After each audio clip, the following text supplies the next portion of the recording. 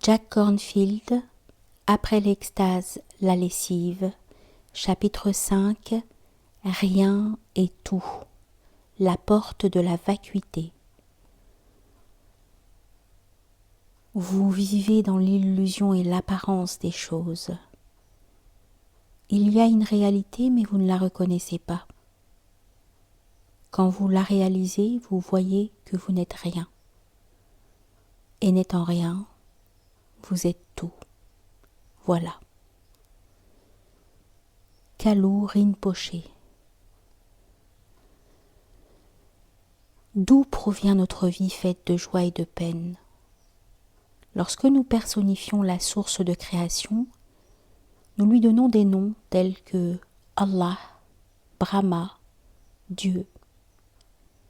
Cette source divine peut également être expérimentée en dehors de toute personnification. Les mystiques et méditants qui la décrivent expérimentent le cosmos comme étant issu d'un vide sacré, la grande vacuité. Les mystiques juifs en parlent ainsi. Dieu créa le monde à partir du néant. Ce monde n'existe que dans le cœur de Dieu. Pour connaître notre place, nous devons retourner à ce néant. Alors ce qui est saint va s'animer en nous et illuminer tout ce que nous accomplissons. Que signifie retourner ce néant à ce néant? Comprendre la vacuité ou l'absence de soi est déconcertant. C'est tout aussi difficile à décrire que l'eau pour un poisson, alors que sa présence est une évidence. Pourtant, quand nous expérimentons cette réalité, elle nous ouvre à la paix et à la joie de façon remarquable. Angelus Silesius, mystique chrétien de la Renaissance, expliquait « Dieu, dont l'amour et la joie sont omniprésents, ne peut vous visiter à moins que vous ne soyez là. » Lorsque le seigneur de la mort tendit un miroir à Nachiketa, celui-ci fut invité à rechercher la source de son être. Dans les profondeurs de cette quête, les méditants peuvent découvrir l'expérience de la vacuité. Cette vacuité a deux aspects, la vacuité du soi et la vacuité du vide. La vacuité du soi se manifeste en premier lieu dans notre manque de contrôle sur notre ego présupposé existant. Quiconque se tourne vers l'intérieur pour méditer ou prier rencontre immédiatement le flot constamment mouvant des pensées de notre esprit et les ondulations incessantes des états d'esprit et des émotions qui y colorent chaque instant. Ces courants de pensée, ces émotions ont leur vie propre. À travers eux, la vision complète de notre enfance apparaît, nos expériences complexes d'adultes sont rejouées, attirant notre attention pour disparaître l'instant suivant. D'ordinaire, nous nous prenons pour la somme de ces pensées, ces idées, ces émotions, ces sensations physiques, mais elles n'ont rien de tangible. Comment pouvons-nous affirmer être nos pensées, nos opinions, nos émotions, ou notre corps quand rien de tout cela ne demeure jamais identique? Peut-être pourrions-nous prendre un peu de recul et regarder qui est celui qui expérimente tout cela, et quel est cet espace de connaissance dans lequel cela apparaît. Dans la méditation, nous pouvons déplacer notre attention, abandonner le sentiment que toutes les choses sont inconsciemment reliées entre elles en tant que mon expérience, et nous ouvrir à une observation plus silencieuse, moins possessive. Cette observation silencieuse nous permet de voir le premier aspect de la vacuité, appelé absence de soi ou absence d'ego. C'est la découverte que l'idée habituelle de nous-mêmes en tant qu'entité solide et distincte n'est qu'une image créée dans notre esprit. C'est ce qu'Alan Watts, dans son livre « Le livre de la sagesse », appelle notre secret le mieux gardé. Lorsqu'un occidental, maintenant moine tibétain, depuis 20 ans rencontra son maître Lama Yeshe dans les années 60, il était metteur en scène et producteur de télévision assez connu. Une fois les présentations faites, Lama Yeshe, découvrant que son futur étudiant faisait des films, lui dit en riant « Oh, vous faites de la télévision et des films? Moi, bon acteur, moi le meilleur acteur, je peux être tout, voyez-vous, car je suis vide. Je ne suis rien. » Et il se remit à rire. Emily Dickinson mit en évidence le sentiment intuitif de cette vérité. « Je ne suis personne.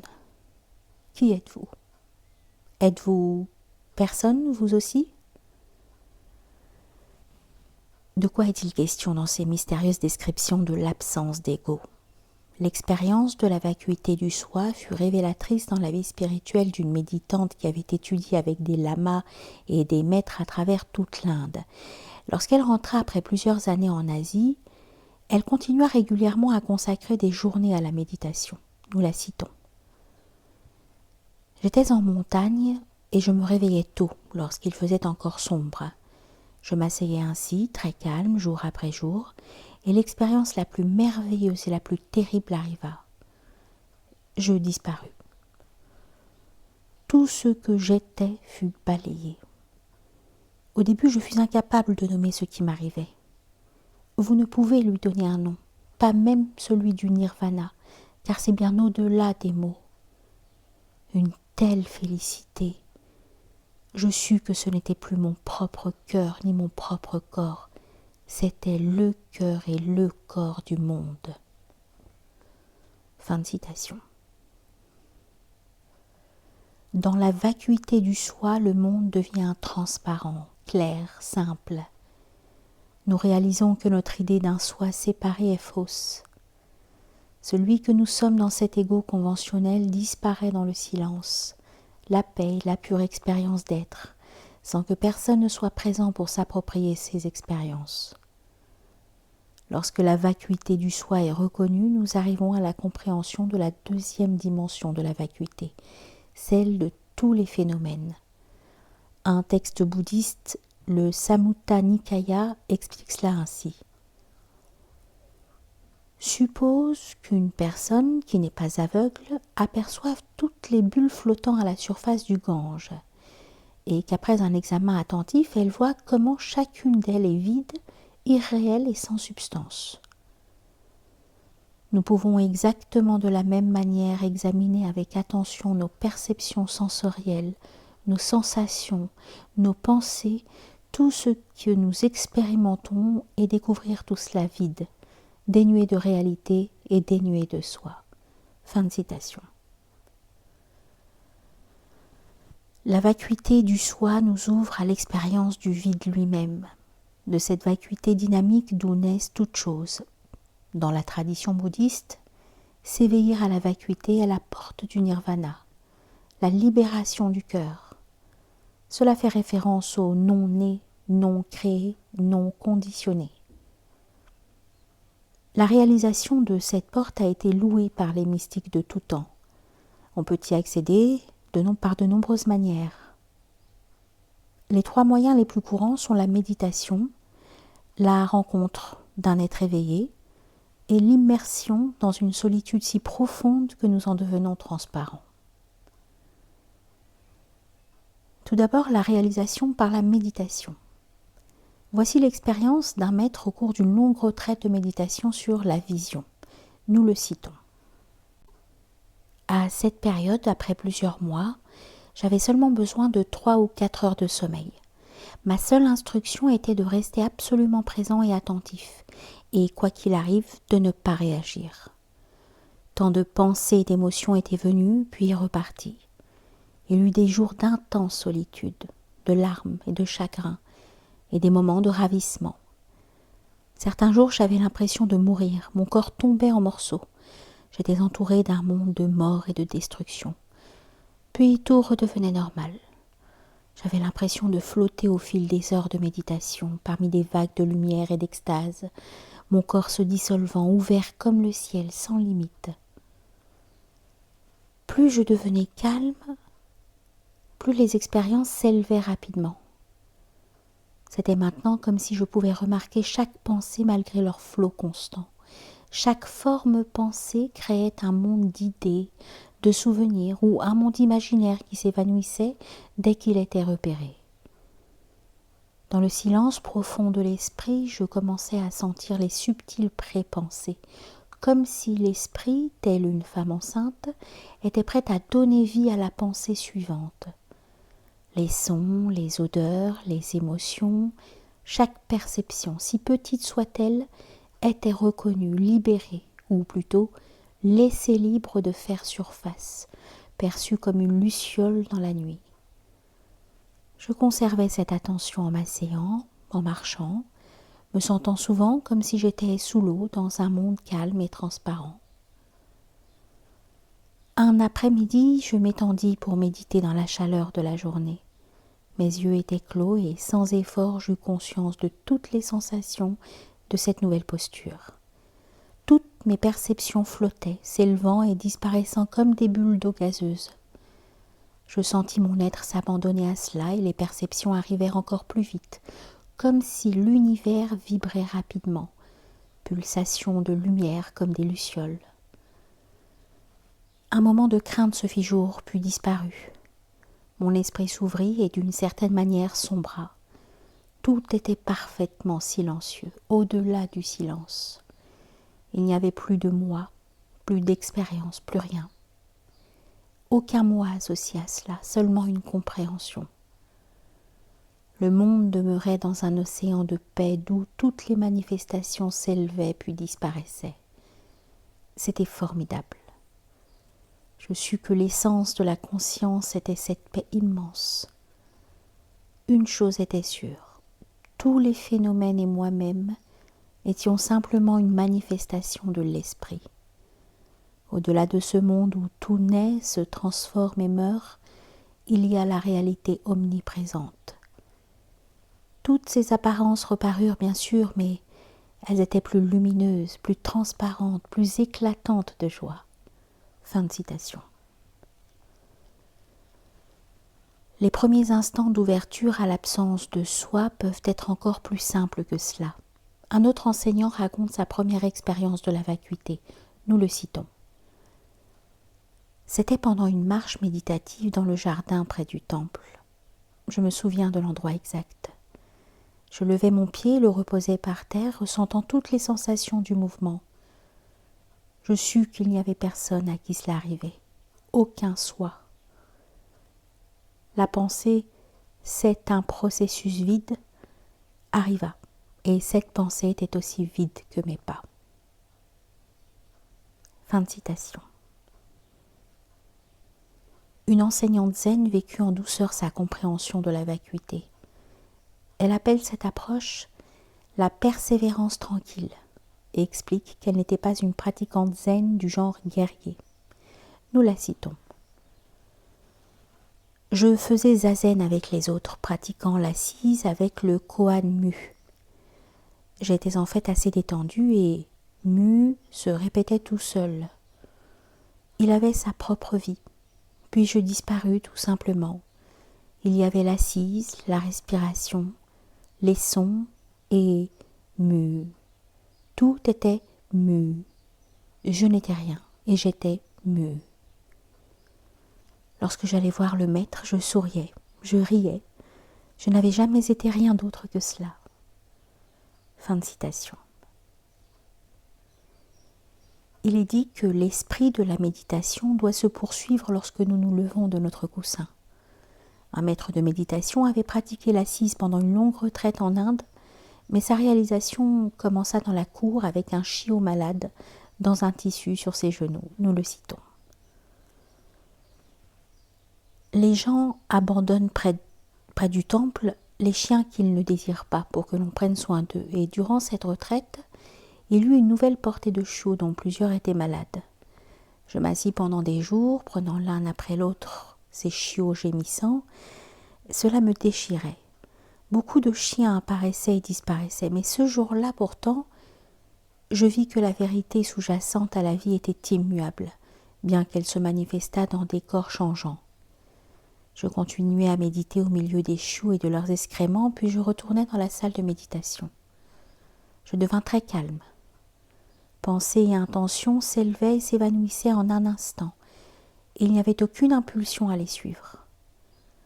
Un lâcher-prise plus profond vint ensuite, comme une énorme explosion de toutes les perceptions, dans l'espace, dans la vacuité. Soudain, il n'y eut plus moi. plus rien à faire ni à résoudre. Tout ceci n'était que sottise. Je fus soulevée de mon coussin.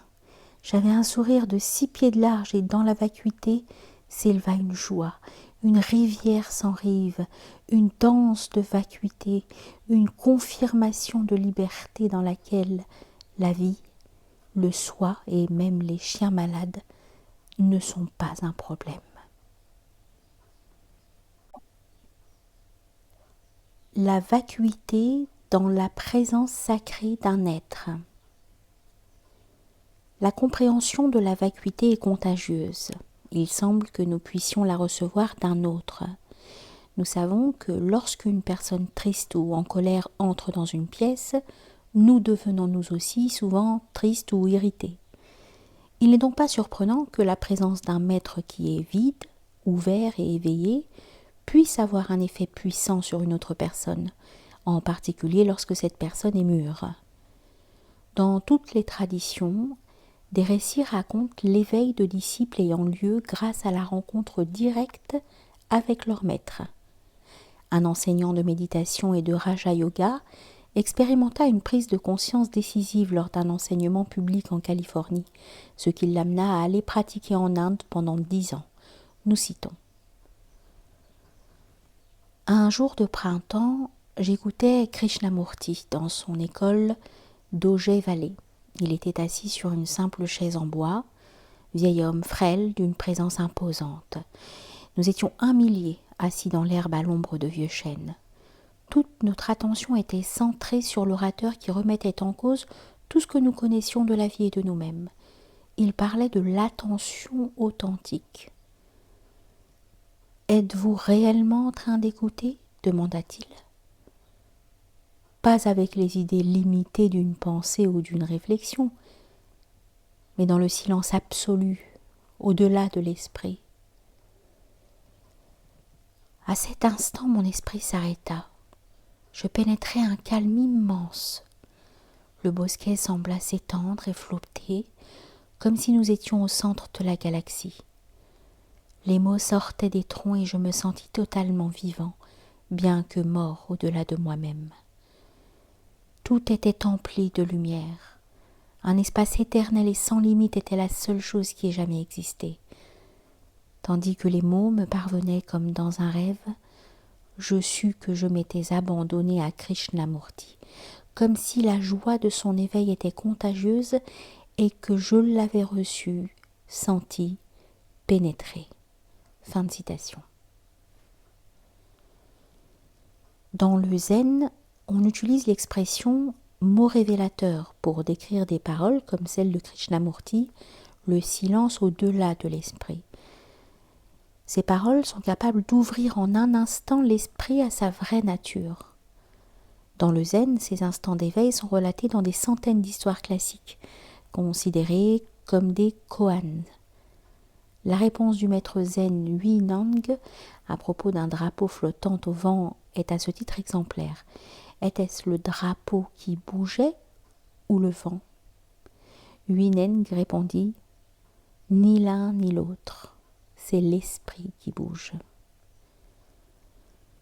En présence d'un maître compétent, une telle question peut amener quelqu'un à sortir des particularités du moment pour entrer dans une perception d'éternité. Nous nous souvenons alors de notre nature originelle, de ce cœur sans limite qui contient toute chose sans pour autant être limité par elle. Un enseignant bouddhiste occidental se souvient d'un moment vécu dans les montagnes indiennes. Nous le citons. Je m'étais dédiée avec passion à la méditation pendant de nombreuses années. Un soir, le maître nous appela pour le chant, la prière et un enseignement. J'étais assis au premier rang, totalement attentif. Au milieu de son enseignement, j'entendis le maître dire « Votre visage est comme un masque ». Ce fut comme un éclair dans un ciel bleu sans nuages. Cela fissura mon univers. En un instant, toutes les choses que je pensais et que je connaissais disparurent. Avant de venir en Asie, j'avais pris une centaine d'acides, mais comparé à cela, toutes ces expériences étaient bien ternes. C'était d'une dimension totalement nouvelle, en dehors de toute perception connue.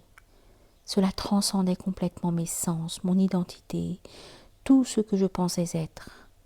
C'était au-delà du plaisir et de la douleur, de l'extase et de la joie.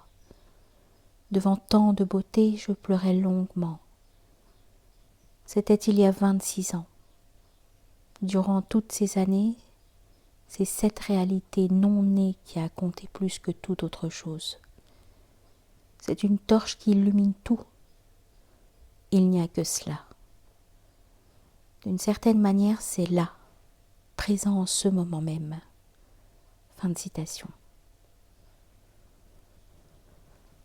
Diverses conditions doivent être réunies pour ces instants d'éveil partagés.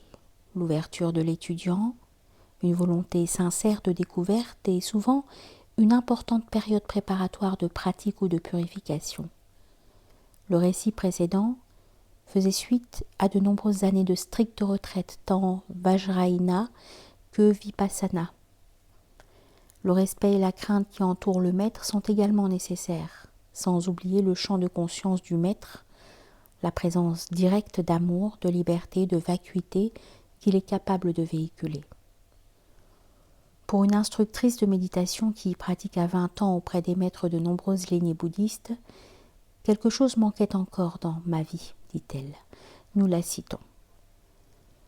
J'étais en train de faire un pèlerinage spirituel en Asie.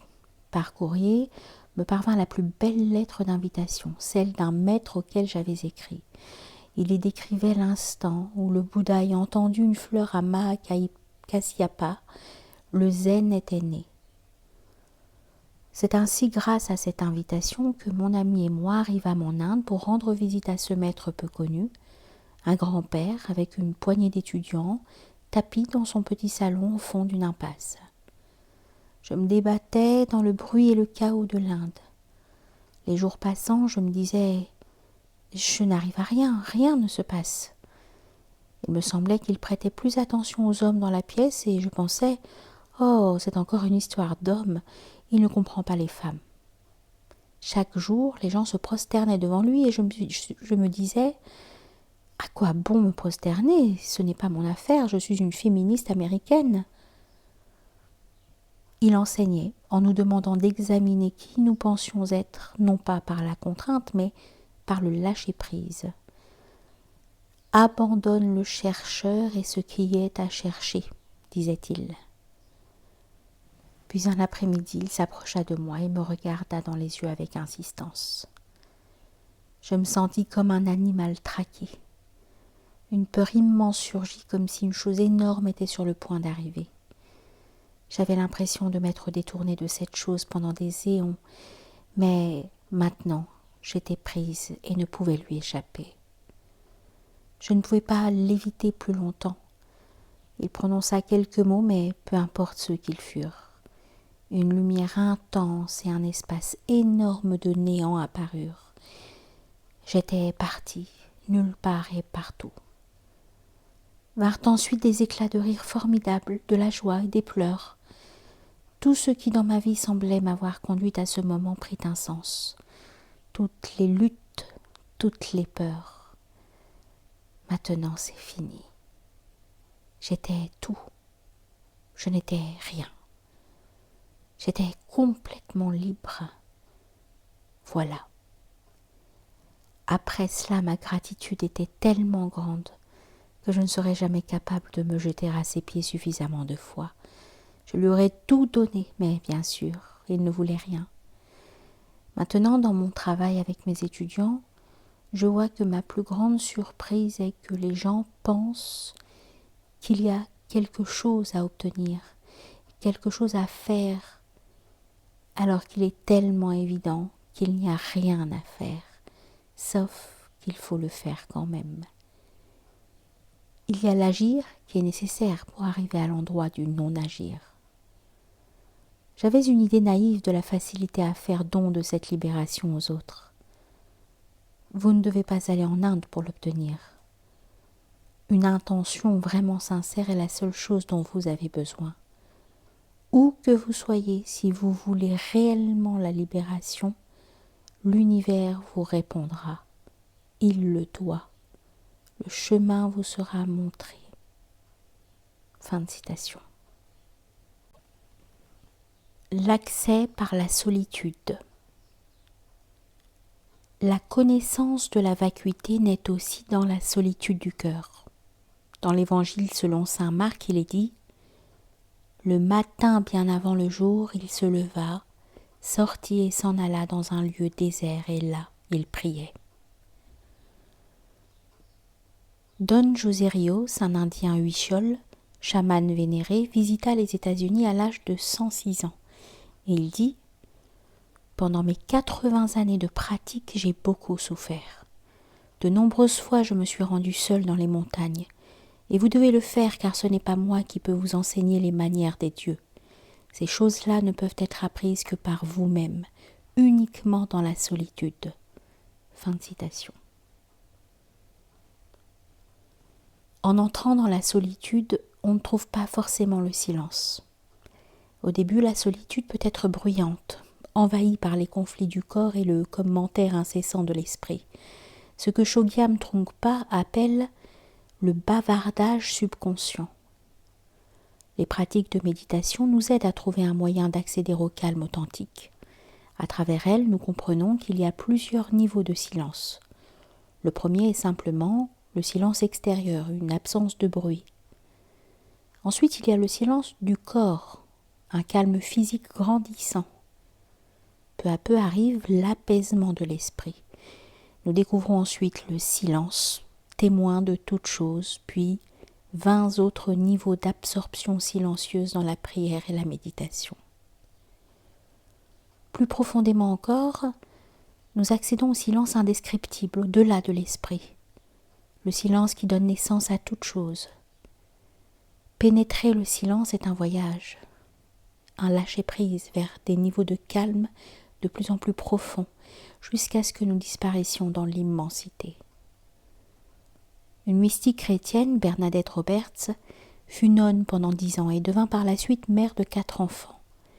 Elle parle de son voyage vers le silence, de ses accès de peur du début, puis de son absorption dans le silence, jusqu'à ce que des pensées subtiles viennent par instants la tirer hors de cette étreinte. Mais un jour, assise seule dans une chapelle, elle commença à découvrir où menait ce silence. Ces expériences faisaient partie d'un long processus la conduisant à la vacuité, au lâcher-prise, jusqu'à ce que sa vie même s'unifie en un ensemble. Voici son témoignage. Il y avait à nouveau un silence pénétrant, mais cette fois aucun mouvement ne vint. Je quittai la chapelle comme une plume flottant au vent. Dehors ce fut difficile car je retombais continuellement dans ce vaste silence. Mais au fil des jours, je devins plus apte à agir normalement. Je remarquais que quelque chose manquait, mais je ne savais pas vraiment quoi. Je ne pus trouver aucune explication dans les écrits de saint Jean de la Croix, ni nulle part ailleurs dans la bibliothèque.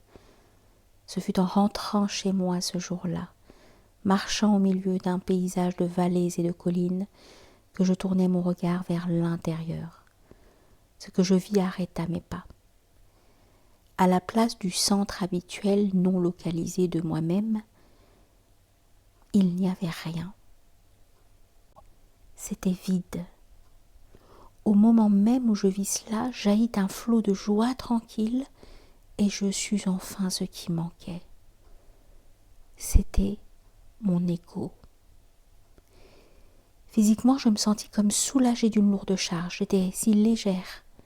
Je regardais mes pieds pour être sûre qu'ils étaient sur le sol. Plus tard, je pensais à l'expérience de saint Paul. Maintenant, ce n'est pas moi, mais le Christ qui vit en moi. Et je réalisais que, malgré ma vacuité, personne d'autre n'était venu prendre ma place. Je décidai donc que le Christ était la joie, la vacuité elle-même. Il était tout ce qui demeurait de cette expérience humaine. Pendant des jours, je marchais emplie de cette joie. Plus rien n'était mien, tout était sien. Fin de citation. Pour un autre enseignant, la découverte de la vacuité se fit par surprise, au tout début de son chemin. Puis il passa 30 ans à pratiquer le bouddhisme pour comprendre et intégrer ce par quoi il avait débuté. Nous citons. C'était au début de ma vie spirituelle. J'étais allée à quelques cours de méditation et maintenant j'étais tranquillement allongée, seule, me reposant après tant de temps passé à penser et à m'interroger. Mon esprit était dans un état des plus clairs et des plus ouverts.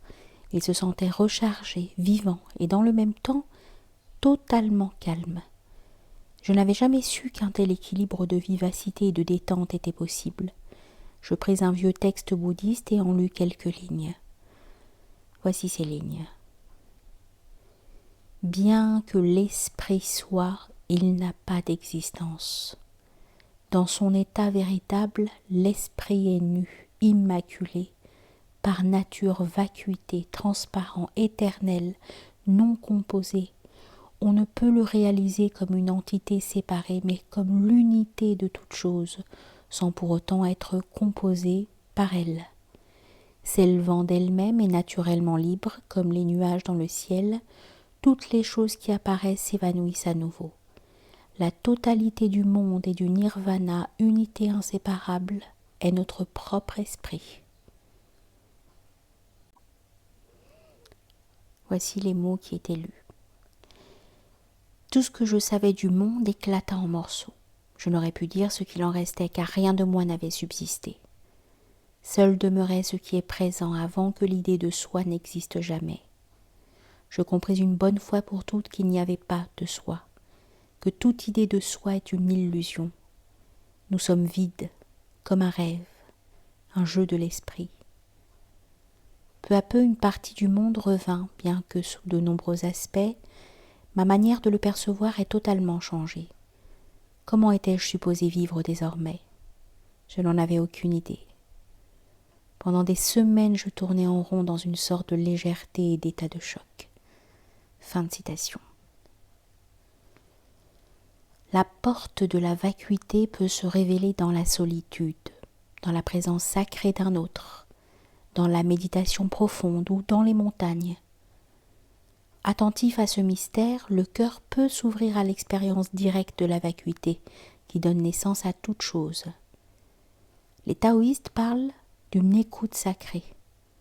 Il ne s'agit pas de compréhension intellectuelle, mais de l'écoute de l'esprit, dans laquelle toutes nos facultés sont ouvertes et vides.